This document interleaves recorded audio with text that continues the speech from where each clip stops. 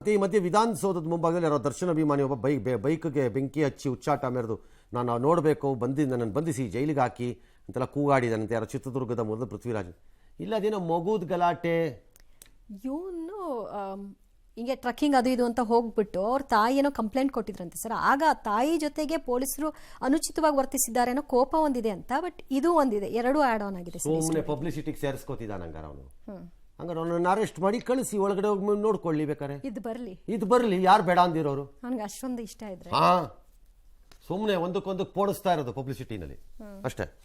ನಾನೆಲ್ಲೂ ನೋಡಿದೆ ಮಗುದೇನೋ ವಿಚಾರದಲ್ಲಿ ಕಂಪ್ಲೇಂಟು, ಪೊಲೀಸ್ನವ್ರು ಅವಾಚ್ಯವಾಗಿ ನಿಂದಿಸ್ಬಿಟ್ರು. ಅಲ್ಲ, ಇವನು ಹೋಗಿದ್ದ ಅಂತ ಅವ್ರ ತಾಯಿ ಕೊಟ್ಟಿರೋ ಕಂಪ್ಲೇಂಟ್ಗೆ ಸರ್. ಅದೇ ಅದಕ್ಕೆ ಪೊಲೀಸ್ನವ್ರೇನೋ ನಿಂದಿಸಿದ್ರು, ಅವಾಚ್ಯವಾಗಿ ಬೈದ್ರು ಅಂತೇನೋ ಅದಕ್ಕೆ. ಹೋಗಪ್ಪ ಅನ್ಬೇಕು. ಇನ್ನೊಂದು ಬೈಕ್ ಇದೆಯಾ ಕೇಳಬೇಕು, ಸುಡು ಅಂತ. ಅದು ಯಾವ್ದಾರೊಂದು ಮೂಲೆಯಲ್ಲಿ ಯಾವ್ದಾರೊಂದು ಖಾಲಿ ಇರೋ ಮೈದಾನ ತೋರಿಸಿ ಇನ್ನೊಂದು ಬೆಂಕಿ ಹಾಕೊಳ್ಳಿ, ಸಮಾಧಾನ ಆಗಲಿ. ಸಮಾಧಾನ ಮಾಡ್ಕೊಳ್ಳಿ, ಯಾರು ಬೇಡ ಅಂದರು. ಮತ್ತು ನಾನು ಜೈಲಿಗೆ ಹಾಕಿ ನಾನು ನೋಡಬೇಕು ಅದು ಹೋಗ ಕಳಿಸ್ಬೇಕು ಅಷ್ಟೇ, ಇನ್ನೇನು ಮಾಡೋಕ್ಕಾಗ. ಹುಚ್ಚಾಟ. ಈ ಮ್ಯಾಟ್ರ್ಗಳು ಲೆಟ್ ಆಲ್ ದರ್ಶನ್ ಫಾಲೋಯರ್ಸು ಅಥವಾ ಅವ್ರನ್ನ ಇಷ್ಟಪಡೋರು ಪ್ರೀತಿಸೋರು ಮಾಡೋರು ಇರಬಾರ್ದು ಅಂತಿಲ್ಲ, ನೀವು ಇರಬಹುದು.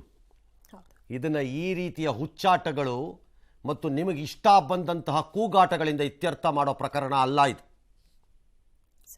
ಇದು ಅಲ್ಟಿಮೇಟ್ಲಿ ತಪ್ಪೋ ಸರಿಯೋ ನ್ಯಾಯಾಂಗದಲ್ಲೇ ಇತ್ಯರ್ಥ ಆಗಬೇಕು. ನಿಮ್ಮ ಹಾರಾಟ, ಕಿರುಚಾಟ, ಭಾವನಾತ್ಮಕವಾಗಿ ಭಾಷಣ ಇದರಿಂದ ಆಗಲ್ಲ.